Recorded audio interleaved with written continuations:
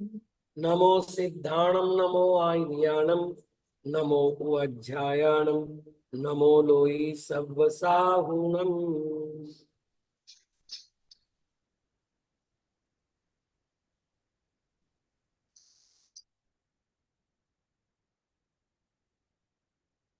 कारांत स्त्रीलिंगी शब्द समित। तो ध है, ध का त हो गया और त का द हो सकता है, तो ये समिध और समिध बनेगा। बाकी तो सारे वही है।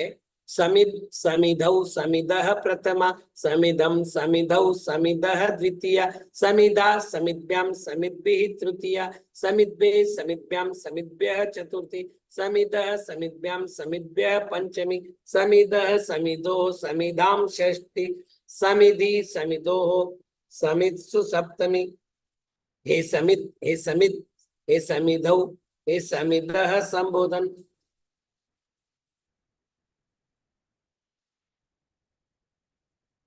ऐसे ही गिर शब्द है, रकारांत स्त्रीलिंगी शब्द।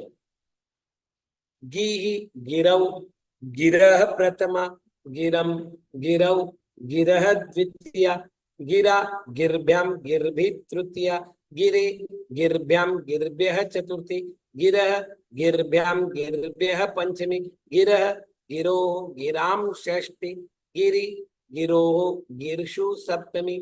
हे गी हे गिरौ हे गिरह संबोधन। इसमें भी देखिए र का विसर्ग हुआ है, प्रथमा विभक्ति का एक वचन बन गया, बाकी र का र रह गया। और यहां पर ये जो प्रत्यय थे ताभ्याम बिस्गिभ्याम बस वो लग गए। तो याद करने की आवश्यकता वस्तुतः नहीं है, केवल एक बार अवलोकन कर ले तो काम चल जाएगा। परसों की कक्षा में हम लोग संख्यावाची विशेषण देख रहे थे कि कैसे प्रयोग करना है समय के कारण प्रयोग में। तो हमने कुछ चर्चाएं की थी, एक बार अपन दोहरा लेते हैं कि एक के लिए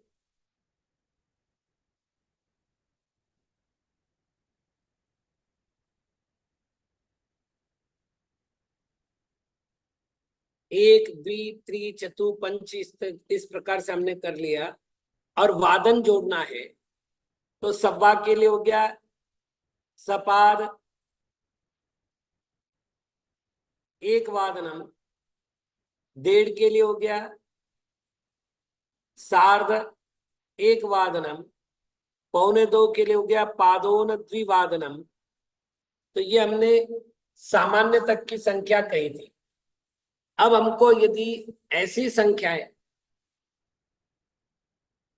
जोड़नी है, जैसे 3:05, 3:02, 4:04, तो कैसे करना है?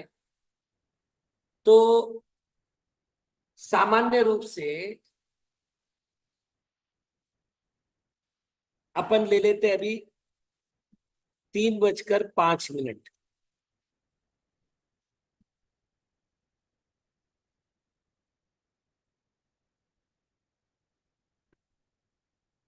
3 के लिए त्रि है, वादनम शब्द है, ये बज गए 3 बजकर, आगे करना है 5 मिनट। तो हमने किया पंच, और चूंकि अधिक है इसलिए अधिक शब्द लगाना है। अब ये जो पंच और अधिक है इनका अपन संधि कर ले तो दीर्घ संधि से पंचाधिक हो जाएगा। और जब पंचाधिक हो जाएगा तो त्रिवादनम को उसके बाद जोड़ेंगे, तो पंचाधिक त्रिवादनम।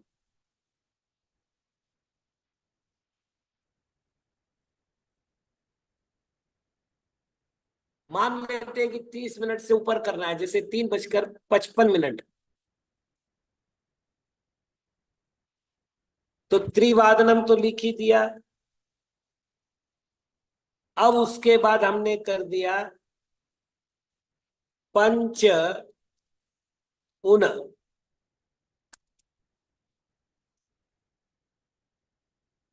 इस प्रकार से हो गए चतुर्वादनम।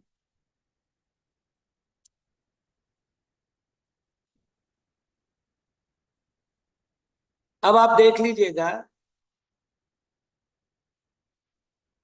हमें करना क्या है, पहले तो इसको अपन समास संधि कर ले। तो हमने संधि की, संधि क्या की, तो हमने किया अ और उ मिलकर के ओ होता है पंचोन। और यहां भी संधि की, र के बाद घोष वर्ण है तो र ऊपर रफार हो गया, चतुर्वादनम। तो ये पंचोन पहले जोड़ देंगे और चतुर्वादनम उधर लिख देंगे। तो ये पंचोन चतुर्वादनम, इस प्रकार से हम लोग बड़े सुविधा पूर्वक इनका प्रयोग कर सकते हैं, जिससे हमें कोई भी शब्द, जैसे 3:55 बोला अभी, अब मान लेते कोई पूछे कि इदानीम किम समय, कह समय, अभी कौन सा समय चल रहा है, तो विंशत त्यून चतुर्वादनम, 20 कम 4, इसका अर्थ हो गया 3:40। अब आवश्यकता नहीं है कि उन लगाए ही, अब हो सकता है हम 3:40 के लिए सरल सरल प्रयोग करें। देखिए, एक तो ये हो गया 3:40,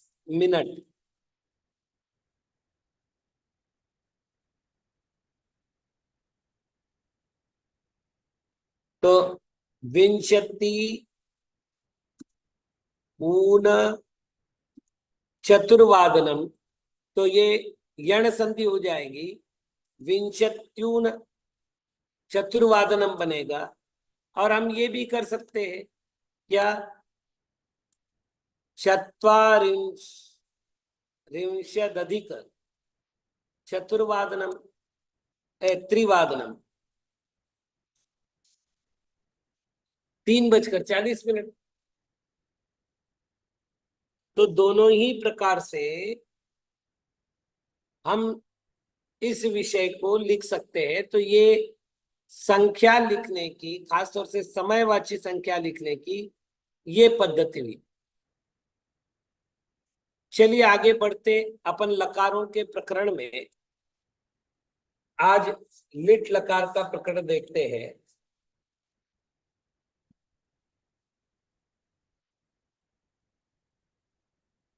लिट लकार के जो प्रत्यय है वह है अ, अतुह, उह, ध, अथु,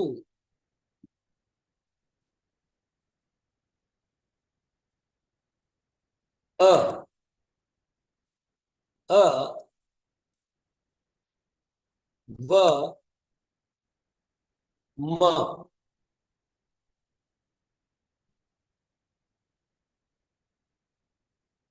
पहले तो कुछ नियम ध्यान रख ले वे। पहला नियम है,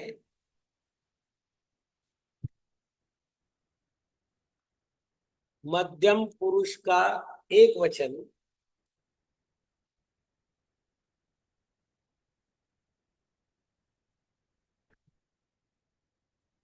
होने पर प्रत्यय से पूर्व इकार का आगम होगा। याद रखिएगा, दो शब्द व्याकरण में बड़े महत्व के आते हैं, एक आगम, दूसरा आदेश। आदेश किसी को हटा करके आता है और आगम दोनों के मध्य में आता है। तो यहाँ आगम हो रहा है, किसी को हटा नहीं रहे, तो शब्द शब्द के स्थान पर रहेगा प्रत्यय प्रत्यय के स्थान पर रहेगा और प्रत्यय से पहले ई का आगम हो जाएगा। दूसरा नियम है उत्तम पुरुष का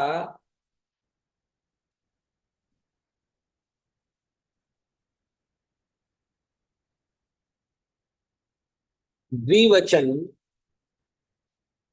और बहुवचन होने पर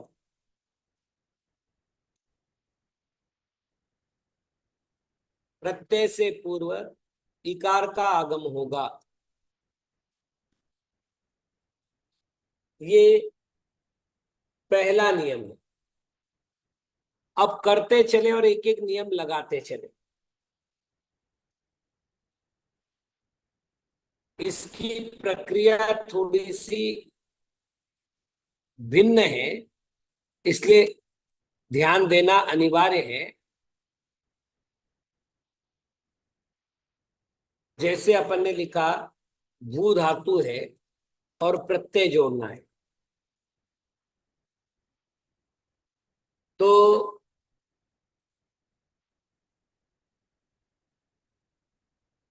अब क्या करेंगे हम? तो इनका कहना है कि भू धातु के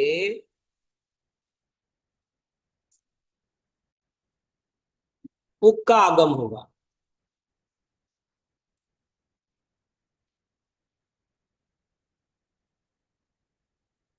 उक में केवल व शेष रहता है, तो ये बना भुव धन प्रत्यय।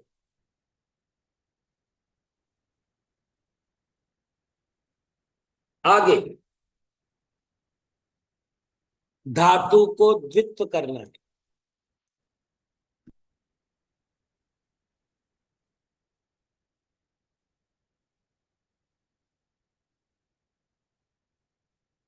तो ये होगा भुव भुव प्रत्यय।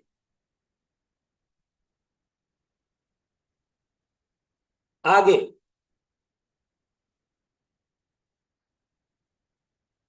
फिर अभ्यास के इसकी जो संज्ञा होगी, मतलब अब ये दो बचे हमारे पास, इसकी संज्ञा होगी अभ्यास। मतलब पहला जो द्वित्व होने वाला जो पहला पार्ट है, उस पहले पार्ट की हम संज्ञा करेंगे अभ्यास संज्ञा।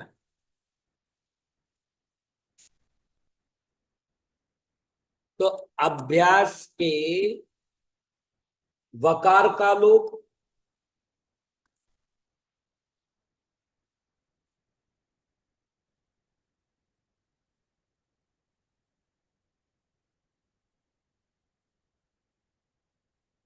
और आगे उकार के स्थान पर अकार।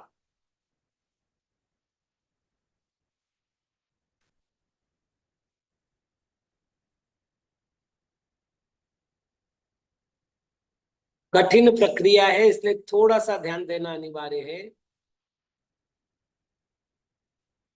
ये तो जो कि त्यों रहेगा, लेकिन इसमें दो परिवर्तन हो रहे। एक तो वकार का लोप हो गया तो भू बचा, और भू के उकार का स्थान पर अकार हो गया तो भ बचा। तो ये बना भूव और प्रत्यय। आगे अभ्यास के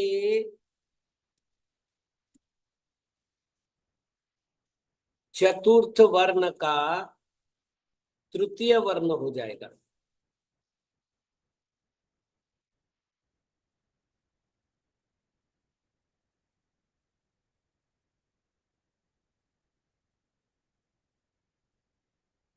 तो यहां पर चतुर्थ वर्ण कौन सा है? तो भ, प फ ब भ, ये चतुर्थ वर्ण है। इस चतुर्थ वर्ण का तृतीय वर्ण हो जाएगा। तो ये हो गया ब भू व धन प्रत्यय। अब हमारी यहां तक की प्रक्रिया पूर्ण हो गई। अब हमें ये प्रत्यय के स्थान पर वो प्रत्यय जोड़ने हैं।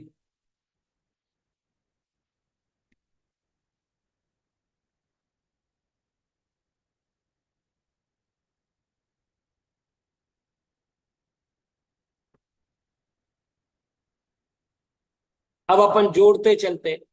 अन्य पुरुष का एक वचन बभूव, प्रत्यय के स्थान पर जोड़ा अ,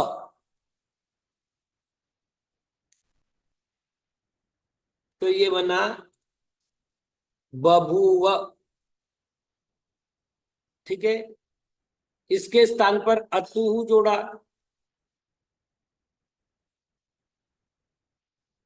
तो बभूवतुहु अन्य पुरुष का द्विवचन बना।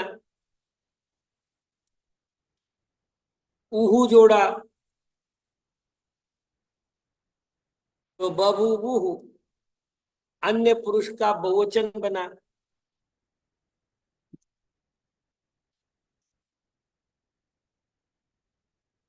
अब मध्यम पुरुष, अब आप देखो अपन ने क्या नियम बनाया था। मध्यम पुरुष एक वचन होने पर प्रत्यय से पूर्व इकार का आगम होगा। ये थ प्रत्यय लगाना है। मध्यम पुरुष एक वचन में थ प्रत्यय है, तो थ प्रत्यय लगाना है। इस थ प्रत्यय को हमें ई का आगमन करना है। अब इसको मिला लो तो बभूविथ हो जाएगा।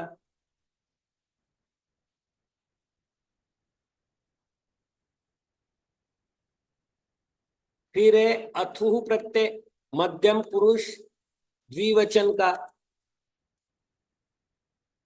तो ये बभूवथुहु हो जाएगा।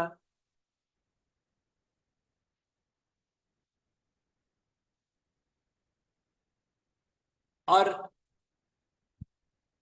बहुवचन में बभुव होगा क्योंकि वहां अ ही प्रत्यय है।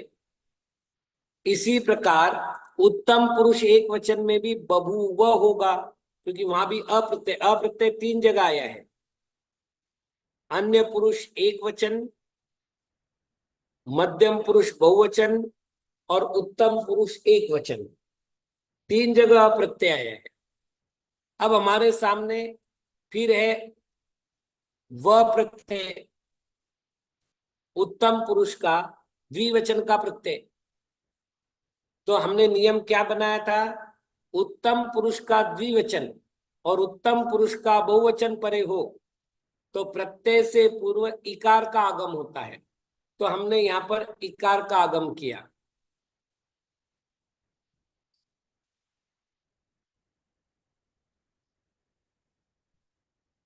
तो ये हुआ बभू विव।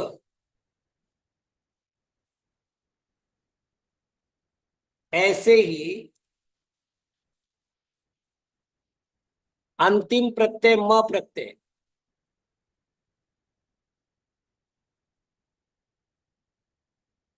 ये उत्तम पुरुष का बहुवचन है, इसलिए यहां पर भी उसके साथ में इकार का आगम होगा।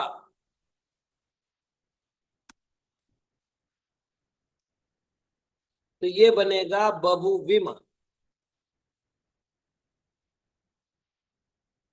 मतलब बभुव, बभुवतुहु, बभुवुहु, बभुविथ, बभुवथुहु, बभुव, बभुव, बभुविव, बभुविव, विम।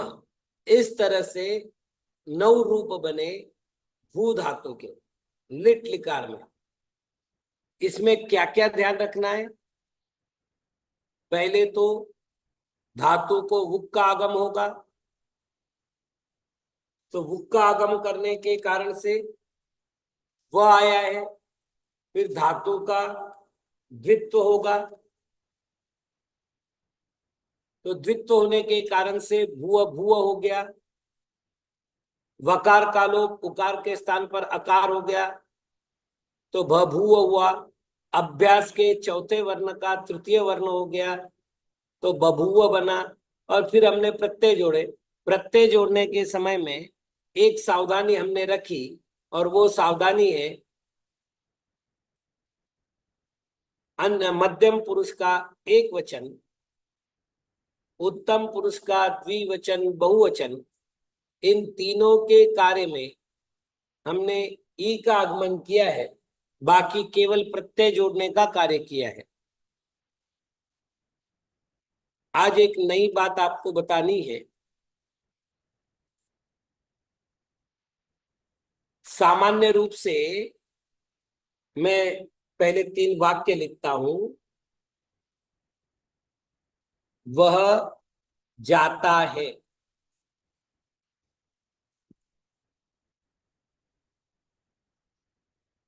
वह जा रहा है और वह जा चुका है।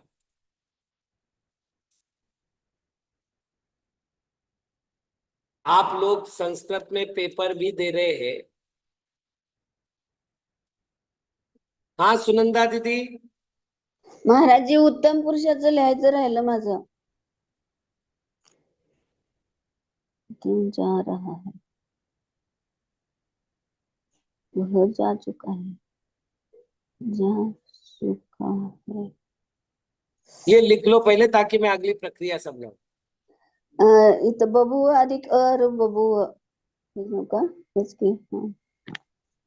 मोनिका दीदी अभी तो एक ही धातु की बात करी, मैं अभी धातुओं की बात आपसे करूंगा। 2-2 3-3 धातु की प्रक्रिया देखे बिना अपन आगे नहीं बढ़ रहे हैं। आज मुझे कुछ विशेष बात बतानी थी कि वाक्य रचना में हमारी क्या भूलें होती है, वो चर्चा कर रहे थे।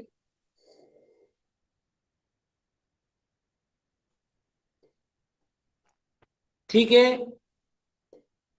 1 मिनिट.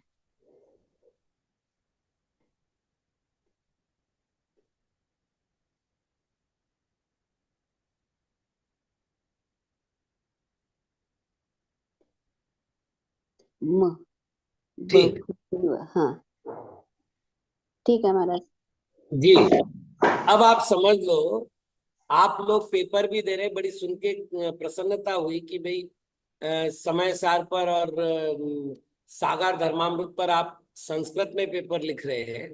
अच्छा लगता है जब कोई इस तरह से काम करता है। लेकिन जो छोटी छोटी बातें, जब छोटी छोटी बातें व्याकरण में आती है तो इन छोटी बातों के कारण से क्या विशेषता आती है वो अपन देखते हैं। तो ये तीनों भी वर्तमान कालीन प्रयोग है। वह जाता है, ये भी वर्तमान कालीन है। वह जा रहा है, ये भी वर्तमान कालीन है। और वह जा चुका है, ये भी वर्तमान कालीन है। वह जाता है, ये जाना जो शब्द है मतलब निकट भविष्य को बताने जैसा लग रहा है। वह जा रहा है मतलब अभी क्रिया चल रही है ऐसा लग रहा है। और वह जा चुका है यानी अभी अभी क्रिया पूर्ण हो गई। तो जैसे हमने पूछा पापा घर पे क्या, नहीं बोले वो जा चुके हैं। जा चुके हैं मतलब अभी अभी वो यहां से निकले हुए हैं। अब ये 3 प्रकार के वाक्य हैं। तो सा, सामान्य रूप से जब वाक्य प्रयोग किया जाता है तो वाक्य में लट लकार का प्रयोग करने की विधि मानी गई। वर्तमान काले लट ये अपन करते हैं। लेकिन ऐसा वाक्य करने पर ठीक है, अर्थ तो बन जाएगा। किंतु जब आप कोई अर्थ करने के लिए बोलेंगे, जैसे अपन ने वह जाता है का किया, स मैं संधि नहीं कर रहा हूं, अलग अलग लिख रहा हूं, स गच्छति। अब वह जा रहा है का भी वर्तमान काल करके स गच्छति कर देवे, और वह जा चुका है इसके लिए भी स गच्छति कर देवे। और आपके सामने में वाक्य रखो और आप बताइए स गच्छति का अर्थ आप क्या करेंगे? वह जाता है, वह जा रहा है, कि वह जा चुका है। तो संस्कृत में ऐसे कार्य के लिए कृदंत प्रत्ययों के प्रकरण का आदेश है। आगे जब कृदंत प्रकरण पढ़ेंगे तो इन बातों को बड़ी विस्तार से अपन समझने की व्यवस्था बनाएंगे। अभी केवल अपन ये देखते हैं कि जब वह जा रहा है कहेंगे तो यहां पर शत्रु प्रत्यय का प्रयोग करेंगे। कृदंत के शत्रु प्रत्यय का प्रयोग करेंगे और यहां वाक्य बनेगा सह गच्छन अस्ति। यहां मैं संधि के नियम नहीं लगा रहा हूं, वो आप लगा लीजिएगा। वह जा रहा है, स गच्छन अस्ति ना, वह के साथ मी नहीं लगता है। और इसी के स्थान पर यदि वह जा चुका है करना है तो इसके स्थान पर तवतु प्रत्यय लगाना चाहिए। तो वाक्य बनेगा सह गतवान अस्ति।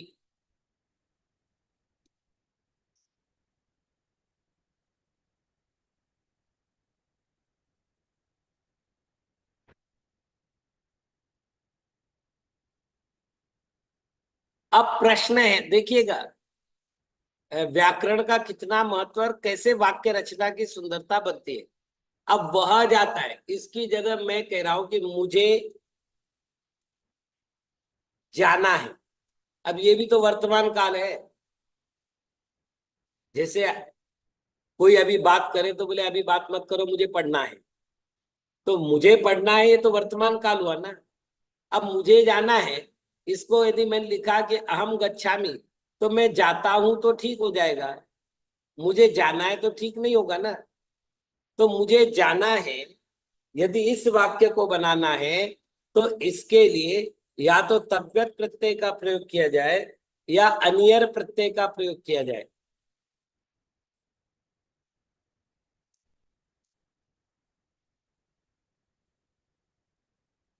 और तब ये वाक्य बनेगा मम गंतव्यम अस्ति, या फिर मम गमनीयम अस्ति।